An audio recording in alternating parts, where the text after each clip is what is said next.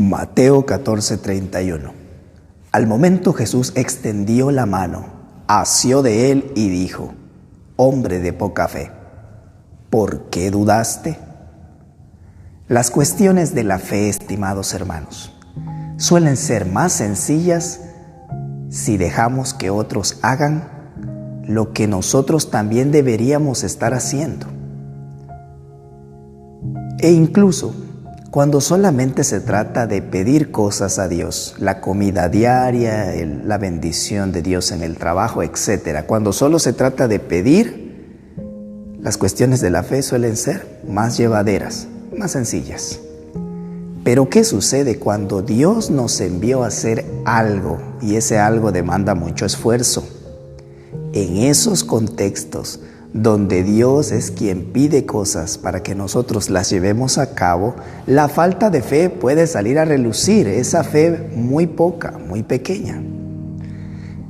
¿Qué cosas, pregúntate, qué cosas te ha enviado Dios a realizar en su nombre y no lo estás haciendo porque consideras que no te toca a ti realizar tal cosa?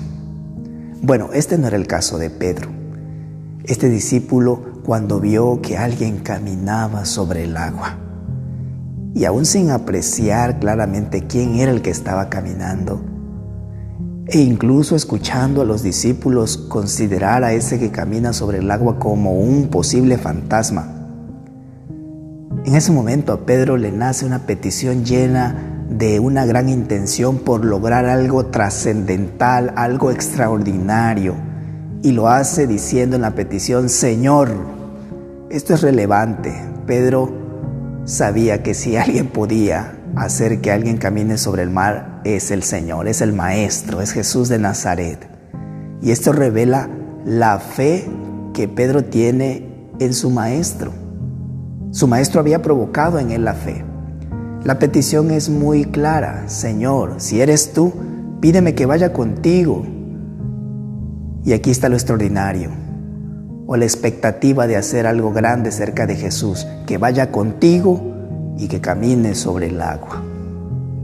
No podemos decir entonces que el problema de este discípulo Pedro es que es un incrédulo. No, él sabe quién es el Señor. Un incrédulo no sabe quién es el Señor. Sabemos lo que sucedió a Pedro: se hundió en el agua, dice el versículo. Pero también que logró hacer lo extraordinario, caminó sobre las aguas por un momento, pero también dice el versículo: pero al ver el fuerte viento, tuvo miedo y comenzó a hundirse y dio voces diciendo: Señor, sálvame.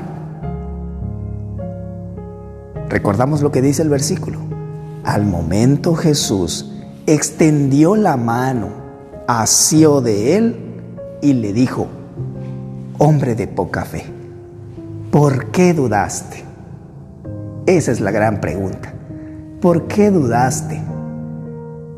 Se puede responder diciendo: la fe en Jesús era una poca fe. No era falta de fe por parte de Pedro, sino una poca fe en el Señor. Hombre de poca fe muestra, antes que la falta de fe, la condición creyente de Pedro. Él era un creyente. Pedro no carece de fe. Ser un incrédulo no es lo mismo que ser un hombre de poca fe. Pedro tiene fe, pero necesita que su fe aumente. Y por eso Jesús acudió a su rescate. Pedro, que se estaba hundiendo, Jesús el Señor va al rescate de Pedro y al rescate de esa fe tan pequeña que tiene Pedro. Los creyentes verdaderos no dejan de ser creyentes, mucho menos cuando hay problemas. No se vuelven incrédulos o no se vuelven apóstatas los verdaderos hijos de Dios. Pero lo que sí se revela en ellos es qué tan grande es la fe que hay en el Señor en los tiempos complicados. por lo general, la fe es una fe que necesita crecer diariamente. Solo por medio de la comunión en la palabra y en la oración con el Señor, la fe dejará de ser una fe chica en medio de las pruebas que hay o en las pruebas que a futuro vendrán. ¿Por qué dudaste? ¿Cómo es nuestra fe?